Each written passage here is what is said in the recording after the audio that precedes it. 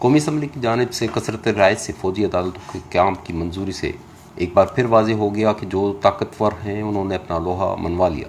ملک کے سیاستدان اور سیاسی جماعتیں ان قوتوں کی اعلی کار بنی ہوئی ہیں جو سول اداروں کو کمزور کرنے کے در پہ ہیں۔ اس بل کا مقصد یہی ہے کہ صرف ایک ہی ادارے کی بالادستی کو برقرار رکھنا ہے۔ قومی اسمبلی میں فوجی عدالتوں میں 2 سالہ توسیع کے لیے 28ویں آئینی ترمیم کا بل 2/3 اکثریت سے منظور کر لیا گیا۔ قومی اسمبلی کا اجلاس پیر کے روز اسپیکر ایاز صادق کی سربراہی میں ہوا، جس میں 7 ماہ کے وقفے کے بعد وزیر اعظم نواز شریف بھی موجود تھے۔ بل کی حمایت میں 255 ارکان نے ووٹ دیے، جبکہ صرف 4 ارکان نے اس کی مخالفت کی۔ 28ویں آئینی ترمیم کے بعد اب سینٹ میں بل پیش کیا جائے گا اور اسے قانون کا درجہ حاصل کرنے کے لیے سینٹ سے 2/3 اکثریت سے منظوری حاصل کرنی ہوگی۔ 28ویں آئینی ترمیم کی منظوری کے بعد ملک بھر میں فوجی عدالتوں کی مدت میں مزید 2 سال کی توسیع ہو جائے گی، جس کی مدت رواں برس 7 جنوری کو ختم ہو گئی تھی۔ 28ویں آئینی ترمیم کا بل وزیر قانون زاہد حامد نے پیش کیا، جبکہ اس حوالے سے اپوزیشن کی جانب سے گرما گرم بحث بھی کی گئی۔ جمعیت علماء اسلام فے کے ارکان اسمبلی نے ووٹنگ کے عمل میں حصہ نہیں لیا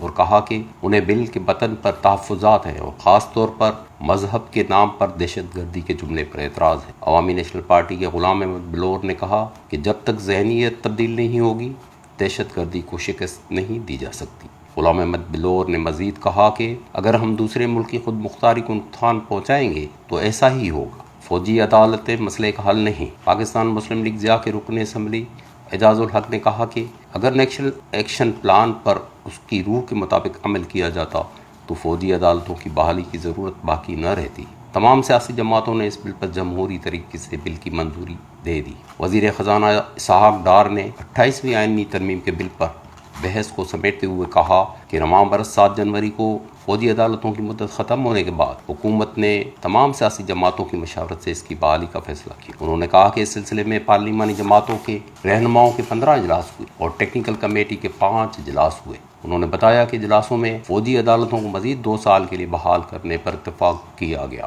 وزیر خزانہ نے یہ بھی کہا کہ ایبٹ آباد واقعے کے بعد قائم کی گئی پارلیمانی کمیٹی برائے قومی سلامتی کو بھی ایک قرارداد کے ذریعے بحال کیا جائے گا جو فوجی عدالتوں کی کارروائیوں کی نگرانی کرے گی۔ قومی اسمبلی نے پاکستان آرمی ایکٹ 1952 میں ترمیم کے لیے پاکستان آرمی ترمیمی بل 2017 کثرت رائے سے منظور کر لیا۔ ریڈیو پاکستان کی رپورٹ کے مطابق وزیر قانون زاہد حامد نے آرمی ایکٹ میں ترمیم کا بل پیش کیا، جس کی ایوان میں شکوہ منظوری کے بعد کثرت رائے سے منظور کر لیا گیا۔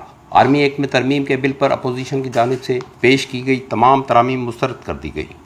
MQM، جمعیت علماء اسلام، جماعت اسلامی اور جمشید دستی نے ترامیم پیش کی تھی۔ آرمی ایکٹ میں ترمیم کے بل پر بات کرتے ہوئے وزیر قانون زاہد حامد نے کہا کہ ملک کو درپیش موجودہ خطرات اور سلامتی کے چیلنجز کو مد نظر رکھتے ہوئے 2015 میں 21ویں آئینی ترمیم منظور کی گئی تھی، جس میں دہشت گردی سے متعلق جرائم کے مقدمات پاکستان آرمی ایکٹ 1952 کے تحت چلانے کی اجازت دی گئی۔ انہوں نے کہا کہ پاکستان آرمی ایکٹ 2015 میں بھی پاکستان آرمی ایکٹ 1952 میں بعض ضروری تبدیلیاں کی گئیں اور ان اقدامات کی وجہ سے دہشت گردی کے خلاف جنگ میں مثبت نتائج سامنے آئے۔ ان کا یہ بھی کہنا تھا کہ آرمی ایکٹ ترمیمی بل 2017 کے ذریعے ان خصوصی اقدامات کو مزید 2 سال کی توسیع دینے کی تجویز پیش کی گئی ہے۔ ملک میں سول اداروں کو کمزور کرنے کی کوششیں کب تک کامیاب ہوتی رہیں؟ یہ کیسے ممکن ہے کہ ملک ان افراد اور اداروں سے الگ کیا جائے جنہوں نے دہشت گرد گروپوں کو اپنے مذموم مقاصد کے لیے تخلیق کیا اور اب وہی مسیحا بننے کی اداکاری کر رہے ہیں؟